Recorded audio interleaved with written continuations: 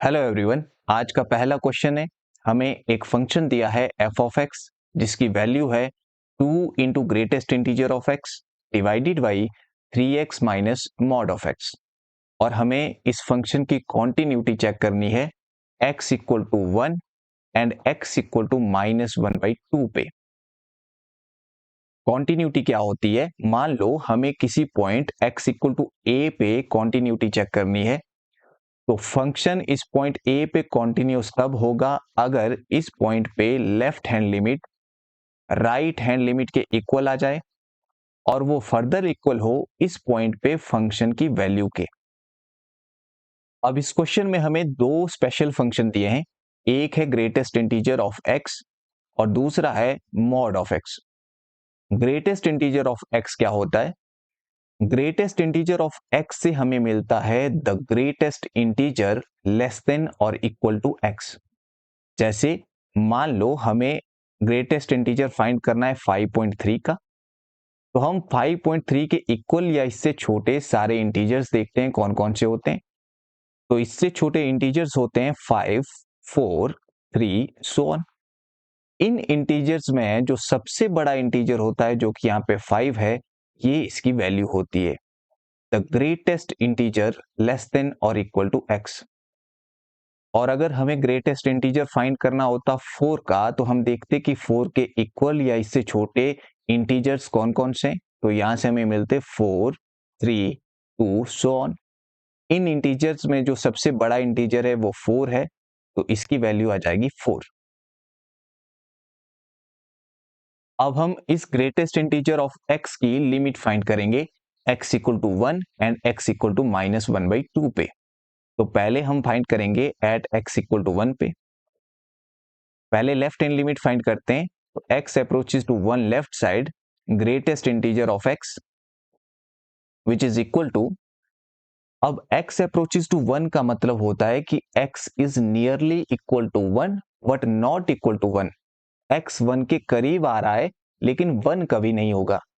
तो इसका मतलब जब हम लेफ्ट हैंड लिमिट निकालेंगे, x 1 को अप्रोच कर रहा है लेफ्ट साइड से, तो बेसिकली ये पॉइंट्स यहां पे आ रहे हैं x के करीब, और इन पॉइंट्स के लिए ग्रेटेस्ट इंटीजर की जो वैल्यू रहेगी वो रहेगी 0। तो यहां से हमें मिला 0। अब हम राइट हैंड लिमिट फाइंड करेंगे, तो limit x approaches to 1 right side. इस बार x 1 को अप्रोच कर रहा है राइट साइड से, तो ये वाले पॉइंट आएंगे और इन पॉइंट के लिए ग्रेटेस्ट इंटीजर की वैल्यू रहेगी 1। तो यहां से हमें मिलेगा 1। तो यहां पे हमने देखा कि left hand limit right hand limit equal नहीं आई इस फंक्शन के लिए एट x इक्वल टू 1 पे। अब हम एट x इक्वल टू -1/2 पे चेक करेंगे, तो इसमें हमें लेफ्ट हैंड लिमिट क्या मिलेगी ग्रेटेस्ट इंटीजर ऑफ x की। तो यहाँ पे x अप्रोच कर रहा है -12 को। अगर लेफ्ट हैंड लिमिट निकाले तो लेफ्ट साइड से ये वाले पॉइंट्स यहाँ पे आएंगे और इन पॉइंट्स के लिए ग्रेटेस्ट इंटीजर की वैल्यू रहेगी ये वाली -1। तो यहां से हमें लेफ्ट हैंड लिमिट -1 मिली। अगर हम राइट हैंड लिमिट फाइंड करें, तो इस बार राइट हैंड साइड से x अप्रोच करेगा -1/2 को, तो ये वाले पॉइंट आएंगे और इन पॉइंट्स के लिए अगर हम ग्रेटेस्ट इंटीजर की वैल्यू फाइंड करेंगे तो वो भी -1 रहेगी। तो यहां से हमें -1 मिला। अब अगर -1/2 पे हम ग्रेटेस्ट इंटीजर फाइंड करें, तो -1/2 के लिए भी ग्रेटेस्ट इंटीजर -1 ही रहेगा। यानी x इक्वल टू -1/2 पे लिमिट एग्जिस्ट कर रही है और वो फंक्शन की वैल्यू के बराबर है x इक्वल टू -1/2 पे। मतलब x इक्वल टू -1/2 पे इस ग्रेटेस्ट इंटीजर फंक्शन को कोई प्रॉब्लम नहीं है, लेकिन x इक्वल टू 1 पे से प्रॉब्लम थी क्योंकि इसमें लिमिट इसकी एग्जिस्ट नहीं हो रही थी। अब हम मॉड x के लिए लिमिट चेक करते हैं, तो नेक्स्ट पेज पे चलते हैं। अब मॉड x को डिफाइन किया जाता है, इसकी दो वैल्यूज होती है, एक x when x is greater than equal to 0 और एक -x when x is less than 0। अब 1 क्योंकि 0 से बड़ा होता है तो 1 यहां पे आएगा, तो 1 के लिए फंक्शन रहेगा x। और दूसरी वैल्यू थी -1/2, क्योंकि -1/2 0 से छोटा होता है तो यहाँ पे आएगा और इसके लिए फंक्शन की वैल्यू रहेगी ये। अब 1 के लिए यहाँ पे फंक्शन की वैल्यू ये रहेगी x, तो यहाँ से हमें लेफ्ट हैंड लिमिट भी मिलेगी, राइट हैंड लिमिट भी मिलेगी और फंक्शन की वैल्यू भी मिलेगी जो कि इक्वल रहेगी। तो इसका मतलब x इक्वल टू 1 पे मॉड x की लिमिट एग्जिस्ट कर रही है। इनफैक्ट ये कॉन्टिन्यूस फंक्शन है। सेम ऐसा ही -1/2 के लिए हो रहा है, इसके लिए फंक्शन ये रहेगा तो सारी वैल्यूज हमें सेम मिलेगी। तो इसका मतलब मॉड x को कोई भी प्रॉब्लम नहीं है 1 और -1/2 पे। अब हम क्वेश्चन को देखते हैं। यहाँ पे 3x एक पॉलिनोमियल है, ये हर किसी पॉइंट के लिए कॉन्टिन्यूस होता है, इसकी लिमिट एग्जिस्ट करती है। तो बेसिकली हुआ क्या, जो डिनोमिनेटर है 3x minus mod of x, इसको x इक्वल टू 1 और x इक्वल टू -1/2 पे कोई भी प्रॉब्लम नहीं है, ये कॉन्टिन्यूस रहेगा। प्रॉब्लम थी ग्रेटेस्ट इंटीजर ऑफ x को, और इसको प्रॉब्लम थी एट x इक्वल टू 1 पे। एट x इक्वल टू -1/2 पे इसे कोई प्रॉब्लम नहीं थी, लिमिट एग्जिस्ट कर रही थी, वो फंक्शन की वैल्यू के इक्वल आ रहा था। तो इसका मतलब ये हुआ कि जो ये फंक्शन है f ऑफ x, ये डिसकॉन्टिन्यूस होगा एट x इक्वल टू 1 पे एंड कॉन्टिन्यूस होगा एट x इक्वल टू -1/2 पे। ये इस क्वेश्चन का प्रॉपर सॉल्यूशन था। लेकिन अगर आपने एग्जाम में इसे टैकल करना है तो आप कैसे टैकल कर सकते हैं, तो यहाँ पे नेक्स्ट पेज पे चलते हैं। हमारे पास फंक्शन था 2 into greatest integer of x divided by 3x minus mod of x। अब यहाँ पे ये 3x जो है वो पॉलिनोमियल है और पॉलिनोमियल हर पॉइंट पे कॉन्टिन्यूस होता है, तो इसको तो कोई इशू नहीं था। अब सेकंड यहाँ पे है mod x। Mod of x discontinuous उन पॉइंट्स पे होता है जहां पे मॉड के अंदर वाली वैल्यूज 0 होती है। तो यहाँ पे ये 0 पे डिसकॉन्टिन्यूस था, लेकिन हमें चेक करना था 1 और -1/2 पे, इन पे इसे कोई भी प्रॉब्लम नहीं होती। अब ऊपर इस पे आते हैं। ग्रेटेस्ट इंटीजर ऑफ x, इसको इशू होता है सिर्फ इंटीजर्स पे, जहां जहां ये इंटीजर बनेगा वहां पे इसको प्रॉब्लम होगी। यहाँ पे पॉइंट्स दिए थे 1 और -1/2। अब क्योंकि ये इंटीजर नहीं था -1/2, तो -1/2 पे इसे कोई भी प्रॉब्लम नहीं होती, ये कॉन्टिन्यूस होता। 1 इंटीजर है तो 1 पे इसे प्रॉब्लम होती, इसलिए 1 पे ये डिसकॉन्टिन्यूस होता।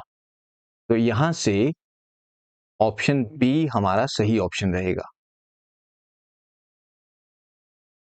Next question is the value of the limit x approaches to 0 1 plus x raised to the power 1 by x minus e divided by x is, options are given. हमें इस फंक्शन की limit find करनी है x approaches to 0 पे।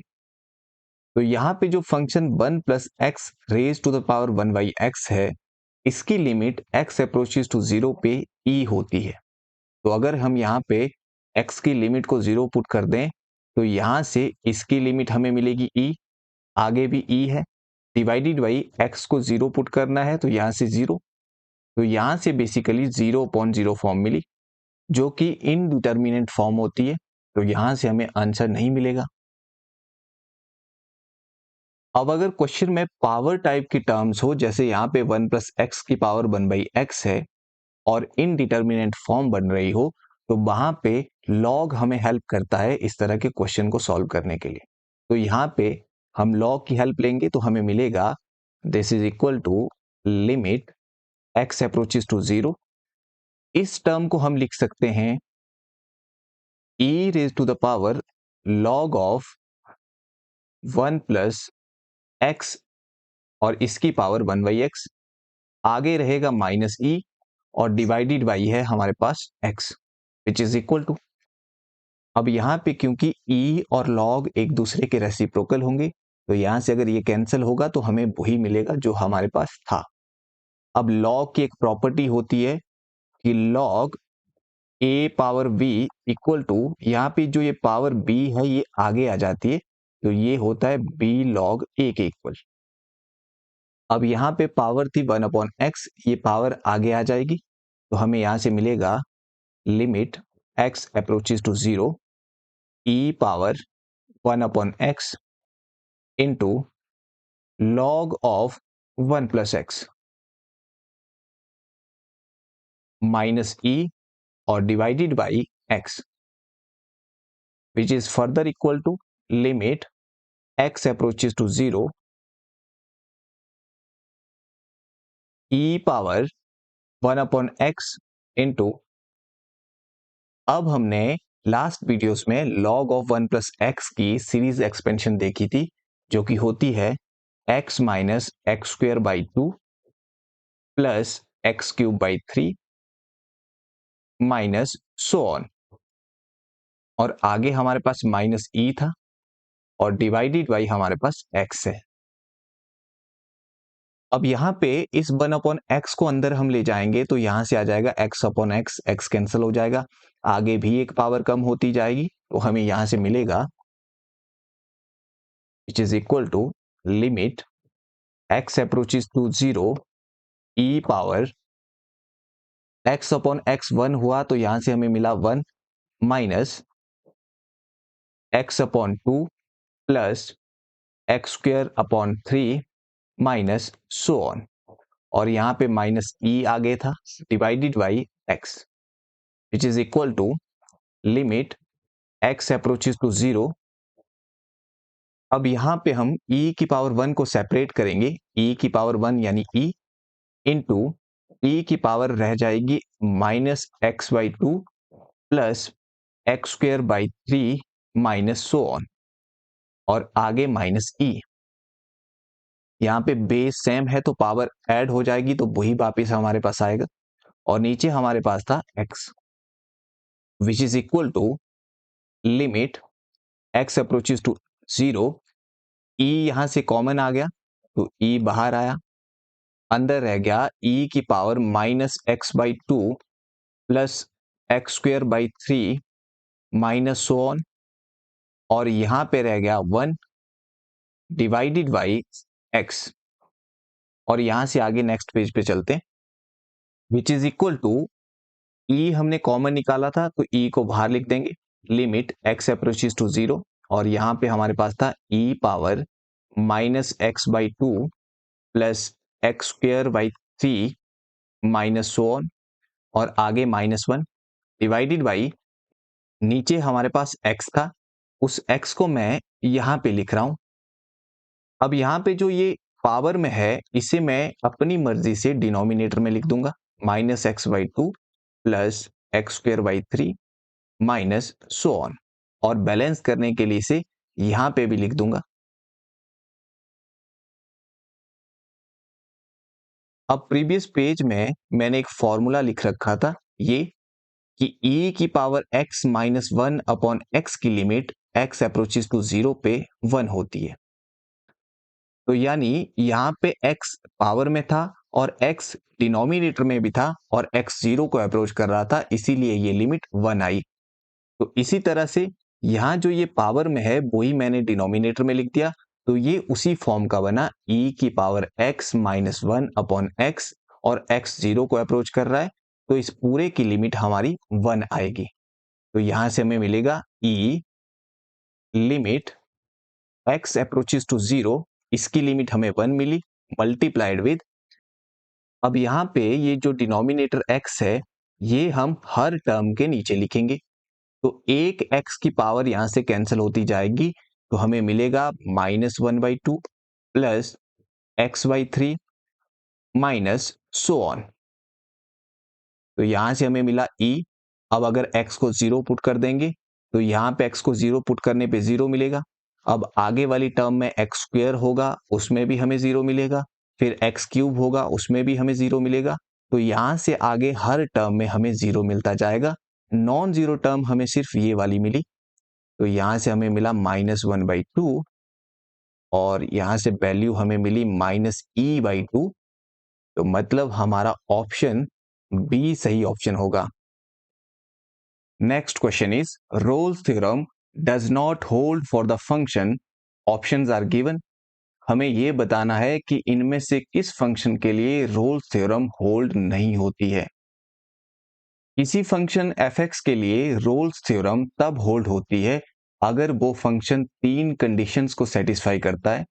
उनमें से पहली condition है कि वो फंक्शन f(x) कॉन्टिन्यूअस होना चाहिए क्लोज्ड इंटरवल a b में। सेकेंड कंडीशन है कि वो फंक्शन एफ एक्स डिफरेंशिएबल होना चाहिए ओपन इंटरवल ए बी में, और थर्ड कंडीशन है कि इंटरवल के एंड पॉइंट पे फंक्शन की वैल्यू सेम होनी चाहिए, यानी एफ ऑफ ए इक्वल होना चाहिए एफ ऑफ बी के। अब हम ऑप्शन को चेक करेंगे। पहले ऑप्शन में हमें फंक्शन दिया है 1 minus x minus one raise to the power 2/3। अगर हम इस फंक्शन का डेरिवेटिव करते हैं तो हमें यहां से मिलेगा f dash x equal to 1 का डेरिवेटिव कांस्टेंट टर्म है 0 होता है, माइनस यहाँ पे पावर पहले आगे आएगी तो ये हो जाएगा 2/3, और एक पावर कम हो जाती है तो यहां से 2/3 -1, और अब अंदर का डेरिवेटिव होगा तो यहाँ पे x का डेरिवेटिव 1 होता है, -1 का 0 होता है तो साथ में 1 आ जाएगा। तो यहां से हमें मिला -2/3 x -1 raise to the power, यहाँ पे 3 इधर मल्टीप्लाई करेगा तो 2 - 3/3 यानी -1/3 आ जाएगा, और इसे हम लिख सकते हैं -2/3 into 1/x-1 raise to the power, ऊपर क्योंकि नेगेटिव पावर थी रेसिप्रोकल करने पे पावर पॉजिटिव हो जाएगी। अब इस फंक्शन के लिए हमारे पास इंटरवल दे रखा था 0 से 2, 0 से 2 के बीच में 1 भी होता है, और अगर यहाँ पे x की वैल्यू 1 रखी जाए तो डिनोमिनेटर में 1 - 1 यानी 0 आ जाएगा। डिनोमिनेटर में 0 आने का मतलब ये वाली पूरी वैल्यू एग्जिस्ट नहीं होगी। तो यहां से हम कह सकते हैं कि फंक्शन का डेरिवेटिव एग्जिस्ट नहीं हो रहा है x इक्वल टू 1 पे। तो ये फंक्शन सेकंड वाली कंडीशन को सेटिस्फाई नहीं कर रहा है, इसीलिए यहां पे रोल्स थ्योरम होल्ड नहीं होगी इस फंक्शन के लिए।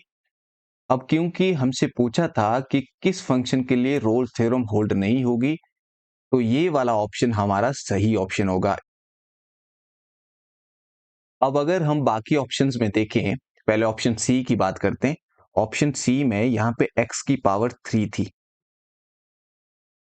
यहाँ पे ऑप्शन सी में हमें पॉलिनोमियल दे रखा है, और पॉलिनोमियल x की हर वैल्यू के लिए कॉन्टिन्यूस भी होता है और डिफरेंशिएबल भी होता है।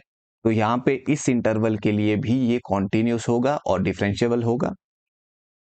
यानी इस तरह का अगर कोई भी आपको ऑप्शन मिलता है पॉलिनोमियल टाइप का, वो कॉन्टिन्यूस और डिफरेंशिएबल एवरीवेयर होता है। इसमें बस एंड पॉइंट पे वैल्यू चेक करनी होती है। यहाँ पे जैसे एंड पॉइंट दे रखे हैं -2 और 2, तो हम वैल्यू चेक करेंगे एफ ऑफ -2 पे, वो आ जाएगी -2 का क्यूब -4 इंटू -2, और ये हो जाएगा -8 + 8 यानी 0। इसी तरह से अगर 2 पे हम चेक करते हैं तो 2 का क्यूब 8 हो जाएगा, 4 इंटू 2 भी 8 हो जाएगा, तो वहां पे भी हमें 0 वैल्यू मिलेगी। तो ये रोल्स थ्योरम को होल्ड करता है। यहाँ पे अगर cos x की बात करें तो cos x भी डिफरेंशिएबल होता है एवरीवेयर, कॉन्टिन्यूस होता है एवरीवेयर, तो इसमें भी हमें एंड पॉइंट पे वैल्यू चेक करनी थी। अब क्योंकि π/2 और -π/2 बाई एक्सिस के एंगल होते हैं, और बाई एक्सिस के एंगल के लिए cos की वैल्यू 0 होती है, तो एंड पॉइंट पे cos x की वैल्यू 0 मिलने वाली थी, तो ये भी होल्ड कर जाता रोल्स थ्योरम को। ऑप्शन बी में फंक्शन दे रखा है √1 - x², और इंटरवल दिया है -1 से 1। ये फंक्शन कॉन्टिन्यूस होता है एवरीवेयर, तो इस इंटरवल में भी कॉन्टिन्यूस होगा। अगर एंड पॉइंट पे वैल्यू की बात करें तो x की जगह पे अगर -1 रखेंगे तो -1 का स्क्वायर +1 हो जाएगा, 1 - 1 0 हो जाएगा, तो यहां से 0 वैल्यू मिलेगी। अगर 1 रखते हैं तब भी इस फंक्शन की वैल्यू हमें 0 मिलेगी, तो एंड पॉइंट पे वैल्यू भी हमारी सेम आ रही है। अब हमने बस डिफरेंशिएबिलिटी चेक करनी थी इस फंक्शन की, तो वो नेक्स्ट पेज पे करते हैं। एफ एक्स हमारे पास दे रखा था √1 - x²। अगर इसका डेरिवेटिव हम फाइंड करें तो यहाँ पे इसको हम लिख सकते हैं 1 - x² की पावर 1/2, तो पहले पावर आगे आएगी और एक पावर कम हो जाएगी, तो हाफ -1 हो जाएगा, और आगे अंदर का डेरिवेटिव आएगा, 1 का 0 होता है, -x² का -2x होगा। तो यहां से हमें मिला 2 से 2 कैंसिल हो जाएगा, तो ये आया -x अपॉन, अब क्योंकि पावर 1/2 से हम 1 माइनस करेंगे तो -1/2 आएगी और वो नीचे जाके +1/2 होगा, तो हमारे पास ये आ जाएगा। हमारे पास इंटरवल दे रखा था -1 to 1, लेकिन डिफरेंशिएबिलिटी हमें चेक करनी होती है ओपन इंटरवल पे, और ओपन इंटरवल -1 to 1 पे इसे कोई भी प्रॉब्लम नहीं है, तो ये फंक्शन डिफरेंशिएबल हो जाएगा ओपन इंटरवल -1 to 1 के लिए। तो इसीलिए इस क्वेश्चन का जो सही ऑप्शन होगा वो ऑप्शन ए रहेगा। Next question is which of the following is countable. Options are given. हमने बताना है कि इनमें से कौन सा सेट काउंटेबल सेट होगा। तो सबसे पहले हमें यह पता होना चाहिए कि काउंटेबल सेट किसे कहते हैं। काउंटेबल सेट वो सेट होते हैं जो या तो फाइनाइट होते हैं या फिर डीन्यूमरेबल होते हैं, यानी जितने भी फाइनाइट सेट होंगे वो सारे काउंटेबल होते हैं, और इनफाइनाइट सेट में जो सेट डीन्यूमरेबल होते हैं उन्हें हम काउंटेबल सेट कहते हैं। डीन्यूमरेबल का मतलब होता है ऐसे सेट जो इक्विवेलेंट होते हैं सेट ऑफ नेचुरल नंबर के, और इक्विवेलेंट सेट वो होते हैं जिनकी कार्डिनलिटी हम कहते हैं number of elements in the set को। जिनकी cardinality set of natural number की इक्वल होती है वो सेट डीन्यूमरेबल होते हैं। तो यहां से एक बात क्लियर हुई कि फाइनाइट सेट तो काउंटेबल होते ही हैं, लेकिन इनफाइनाइट सेट जो डीन्यूमरेबल होते हैं वो भी काउंटेबल होते हैं। अब काउंटेबल सेट के कुछ एक एग्जांपल हमारे पास होते हैं। जितने भी फाइनाइट सेट होते हैं वो काउंटेबल होते हैं। Set of natural number countable होता है। सेट ऑफ इंटीजर भी काउंटेबल होता है क्योंकि ये डीन्यूमरेबल होता है, यानी इक्विवेलेंट होता है सेट ऑफ नेचुरल नंबर के। और इसी तरह से set of rational number Q भी काउंटेबल होता है। और अनकाउंटेबल सेट के कुछ एक एग्जांपल है। क्यू कॉम्प्लीमेंट यानी set of irrational number uncountable होता है। Set of real number uncountable होता है, और जितने भी इनफाइनाइट इंटरवल होते हैं वो सारे अनकाउंटेबल होते हैं। अब ऑप्शन की बात करते हैं। ऑप्शन ए में हमें सेट दिया है r/q, इसे लिखा जा सकता है r-q। तो r-q का मतलब है रियल नंबर में से हमने रैशनल नंबर को हटाना है, तो हमारे पास बचेंगे q कॉम्प्लीमेंट यानी इरेशनल नंबर। और इरेशनल नंबर का सेट अनकाउंटेबल सेट होता है, तो ऑप्शन ए अनकाउंटेबल सेट है। हमसे काउंटेबल पूछे गए हैं तो ये ऑप्शन यहां से डिस्कार्ड हो जाएगा। ऑप्शन बी में देखते हैं। ऑप्शन बी है q/z यानी q-z। अब जो q होता है सेट ऑफ रैशनल नंबर, ये क्योंकि काउंटेबल होता है, इसमें से हम और एलिमेंट कम कर रहे हैं तो वो काउंटेबल ही रहेगा। तो यहां पे ये हमारा काउंटेबल सेट था और यही इस क्वेश्चन का आंसर भी था। ऑप्शन सी में हमारे पास r/z है, इसे हम लिख सकते हैं r-z, यानी सेट ऑफ रियल नंबर में से इंटीजर को माइनस करना है, इंटीजर हमने हटाने हैं। तो इस सेट में कम से कम इरेशनल नंबर तो बचेंगे ही, इरेशनल से ज्यादा ही बचेंगे क्योंकि नॉन इंटेग्रल रैशनल नंबर भी इसमें रहेंगे। लेकिन क्योंकि इरेशनल इसमें रह रहे हैं और इरेशनल अनकाउंटेबल होते हैं, तो ये सेट भी अनकाउंटेबल हो जाएगा। इसी तरह से ऑप्शन डी में r-n है, यानी रियल नंबर में से नेचुरल नंबर को माइनस करना है, तो इसमें भी कम से कम इरेशनल तो बचेंगे ही, उससे ज्यादा ही बचेंगे। अगर इरेशनल बच रहे हैं तो ये सेट भी अनकाउंटेबल सेट हुआ, तो ऑप्शन ये भी डिस्कार्ड हो जाएगा, ये भी डिस्कार्ड हो जाएगा, और यहां से ऑप्शन बी हमारा सही ऑप्शन होगा।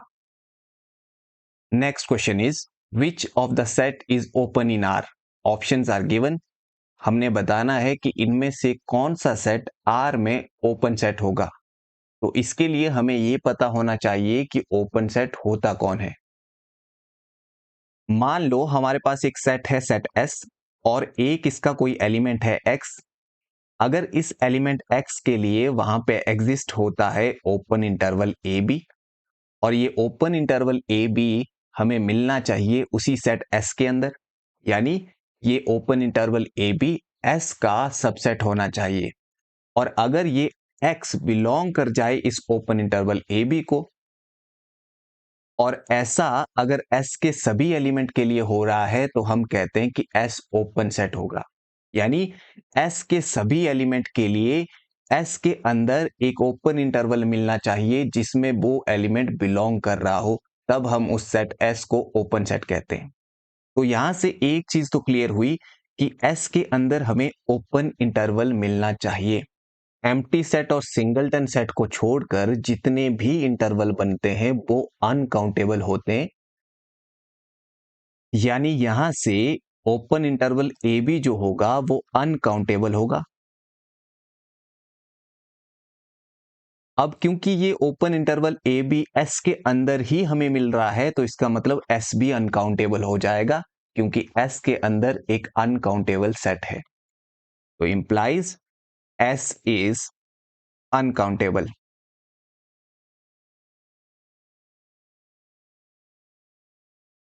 सेट एस को अनकाउंटेबल बताने का यह मकसद था कि अगर किसी सेट एस को ओपन सेट बनना है तो पहले उसे अनकाउंटेबल होना पड़ेगा। ये उसकी नेसेसरी कंडीशन थी। यानी अगर कोई सेट अनकाउंटेबल सेट नहीं है तो वो ओपन सेट नहीं बन सकता है। मतलब अगर कोई सेट काउंटेबल सेट हुआ तो वो ओपन कभी भी नहीं होगा। और ये डिस्कार्ड करने के लिए बहुत अच्छा रिजल्ट होता है। जैसे यहां पे ऑप्शन ए में सेट ऑफ इंटीजर दिया है और हमने लास्ट क्वेश्चन में देखा कि ये काउंटेबल सेट होता है, तो ये ओपन सेट नहीं बन सकता। ऑप्शन सी में set of rational number Q दिया है, ये भी काउंटेबल होता है, तो ये भी ओपन सेट नहीं बन सकता। अब ऑप्शन बी और ऑप्शन डी में दोनों अनकाउंटेबल सेट है। इनमें हमें चेक करना पड़ेगा किस सेट में हर एलिमेंट के लिए वो open interval A be exist हो रहा है। अब अगर आर वाई जेड की बात करें तो ये बेसिकली आर माइनस जेड है, यानी रियल नंबर में से इंटीजर को हमने हटाया है। तो अगर ये हम रियल नंबर लाइन देखें, यहाँ पे इंटीजर को हटाया है, ये वाले पॉइंट हमने हटा दिए हैं यहाँ से इंटीजर वाले। तो बाकी जो बचे पॉइंट, उन हर पॉइंट के लिए हमें ओपन इंटरवल मिल जाएगा। फॉर एग्जांपल जैसे 1/2 पॉइंट मैंने यहाँ पे लिया, इसके लिए कोई भी ओपन इंटरवल आपको यहाँ पे मिल जाएगा इसी सेट आर माइनस जेड के अंदर जिसमें ये बिलोंग करेगा। जैसे आप रेंडमली कोई भी ले सकते हैं यहाँ पे ओपन इंटरवल। तो यहाँ पे जैसे हाफ के लिए एक ओपन इंटरवल 1/4 और 2/3 ये हमें मिल रहा है, और ये सबसेट है आर माइनस जेड का। और ऐसा इस आर माइनस जेड के हर एलिमेंट के लिए होगा। कोई भी एलिमेंट आप लेंगे वहां पे ओपन इंटरवल आपको मिल जाएगा। तो ये हमारा ओपन सेट था बेसिकली, और ऑप्शन बी यहां पे सही ऑप्शन रहेगा। ऑप्शन डी अनकाउंटेबल है लेकिन ये फिर भी ओपन नहीं होता है, क्योंकि इसमें हमें इंटरवल नहीं मिल पाता है हर पॉइंट के लिए। तो ऑप्शन डी भी यहां से डिस्कार्ड हो जाएगा। तो इस तरह से आप ओपन सेट को चेक कर सकते हैं। Next question is which one of the following set is not closed. Options are given. हमसे पूछा गया है कि इनमें से कौन सा सेट क्लोज्ड सेट नहीं होगा। इसके लिए हमें सबसे पहले ये पता होना चाहिए कि क्लोज्ड सेट क्या होता है। मान लो हमारे पास एक सेट है सेट एस, और हमने इस सेट एस के सारे लिमिट पॉइंट फाइंड किए और उनका एक सेट बनाया, और set of all limit point को हमने डिनोट किया एस प्राइम से। ये है set of all limit point, और इसे कहा जाता है डिराइव्ड सेट।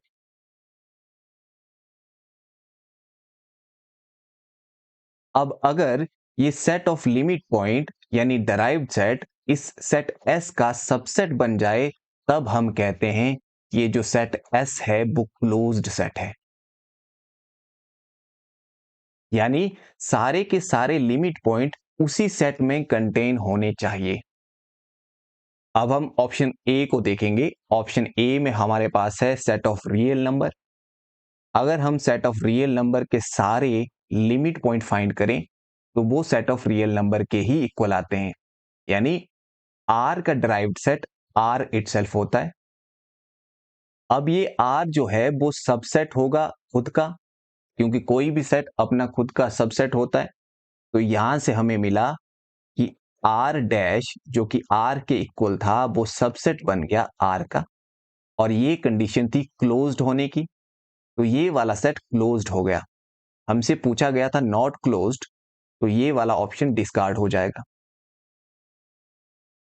अब ऑप्शन बी में हमारे पास set of rational number Q दिया है। क्यू के सभी लिमिट पॉइंट का जो सेट बनता है वो पूरा सेट आर बनता है, सेट ऑफ रियल नंबर। अब क्योंकि आर जो है वो सबसेट नहीं होता है क्यू का, तो इसका मतलब यहां से हमें मिला कि Q dash set of all limit point ये सबसेट नहीं बना क्यू का। इंप्लाइज जो सेट क्यू है वो नॉट क्लोज्ड हुआ, और नॉट क्लोज्ड ही हमें चाहिए था, तो यहां से ऑप्शन बी हमारा सही ऑप्शन होगा। ऑप्शन सी में हमें दिया है एम्प्टी सेट यानी फाई। फाई एक फाइनाइट सेट होता है, और किसी भी फाइनाइट सेट के कोई भी लिमिट पॉइंट नहीं होते हैं। इसके सेट ऑफ लिमिट पॉइंट में कोई भी एलिमेंट नहीं आएगा, तो वो भी हमें एम्प्टी सेट मिलेगा। और ये क्योंकि एम्प्टी सेट का सबसेट होगा, तो यहां से हमें फाई का जो लिमिट पॉइंट का सेट मिला वो सबसेट मिल जाएगा फाई इटसेल्फ का। तो इसका मतलब ये जो सेट है वो क्लोज्ड सेट होगा। ऑप्शन डी में हमारे पास दिया है F the closed end finite interval, तो हम एक क्लोज्ड और फाइनाइट इंटरवल लेंगे। तो यहां पे हमने क्लोज्ड एंड फाइनाइट इंटरवल लिया, इंटरवल ए बी। अगर इसका हम सेट ऑफ लिमिट पॉइंट निकाले वो इसी के इक्वल आता है, तो यहां पे ये क्योंकि अब खुद का सबसेट होगा, तो यहां से हमें इसका लिमिट पॉइंट का सेट इसी का सबसेट मिला, तो ये भी क्लोज्ड सेट होगा। तो ये भी ऑप्शन डिस्कार्ड हो जाएगा। तो यहां से ऑप्शन बी हमें सही ऑप्शन मिलेगा। Next question is which one of the following statement is not true. Options are given. हमसे पूछा गया है कि इनमें से कौन सी स्टेटमेंट ट्रू नहीं होगी। तो ऑप्शन ए हम देखते हैं। इस स्टेटमेंट में इस ए की जगह पे यहां पे इट्स होना चाहिए था, ताकि स्टेटमेंट की सेंस बनती। स्टेटमेंट थी every point of the set Q of rational is its limit point, यानी क्यू का हर पॉइंट इसका एक लिमिट पॉइंट होता है।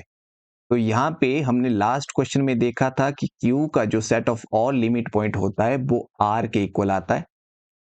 तो क्योंकि सारे के सारे रियल नंबर क्यू के लिमिट पॉइंट होते हैं, तो सारे रैशनल नंबर भी इसमें आ गए।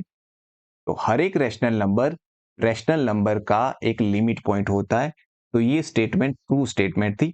हमसे नॉट ट्रू पूछा गया है, तो ये ऑप्शन गलत हो जाएगा। अब ऑप्शन बी हमारे पास है कि every point of the closed interval A B is its limit point. ये भी हमने लास्ट क्वेश्चन में देखा कि क्लोज्ड इंटरवल ए बी का जो लिमिट पॉइंट का सेट होता है, यानी ड्राइव्ड सेट जो होता है, वो इसी के इक्वल आता है। तो इसका मतलब सारे के सारे पॉइंट इसके लिमिट पॉइंट होंगे। तो ये स्टेटमेंट भी ट्रू स्टेटमेंट थी। हमें नॉट ट्रू पूछी गई है, तो ये ऑप्शन भी गलत हो जाएगा। अब ऑप्शन सी में पूछा गया है a finite set has at least one point. Finite set में कम से कम एक पॉइंट होता है। अब हमें पता है कि एम्प्टी सेट फाइनाइट सेट होता है, लेकिन इसमें कोई भी पॉइंट नहीं होता है। तो ये स्टेटमेंट नॉट ट्रू स्टेटमेंट थी, और वही हमसे पूछी गई है। तो ये इस क्वेश्चन का सही ऑप्शन होता।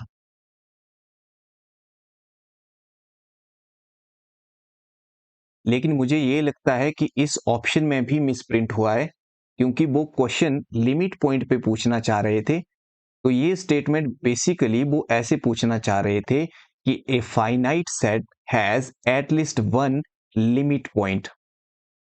लिमिट पॉइंट पे पूछना चाह रहे थे कि किसी भी फाइनाइट सेट का कम से कम एक लिमिट पॉइंट होता है। अब फाइनाइट सेट में कोई भी लिमिट पॉइंट नहीं होता है, तो उस केस में भी ये नॉट ट्रू स्टेटमेंट होती। यही ऑप्शन हमारा सही ऑप्शन होता। अब ऑप्शन डी में हमें एक सेट दिया है जिसमें 1/n टाइप के एलिमेंट है। n नेचुरल नंबर से आ रहा है, यानी n 1 2 3 सो ऑन ऐसा होगा। तो अगर यहाँ पे n को 1 2 3 रखें तो हमें मिलेगा 1 1/2 1/3 सो ऑन। ये इस सेट के एलिमेंट है और ये सेट अप्रोच कर रहा है जीरो को, यानी अगर यहां से भी इसकी लिमिट हम फाइंड करें, limit n approaches to infinity 1/n, अब 1/इंफिनिटी जीरो हो जाता है लिमिट के केस में, तो यहां से हमें जीरो मिलेगा। तो इसका एक ही लिमिट पॉइंट है, वो है जीरो। तो ये स्टेटमेंट भी ट्रू स्टेटमेंट थी, नॉट ट्रू पूछा गया था, तो ये ऑप्शन भी गलत ऑप्शन होता। यहां से सी सही ऑप्शन होना था।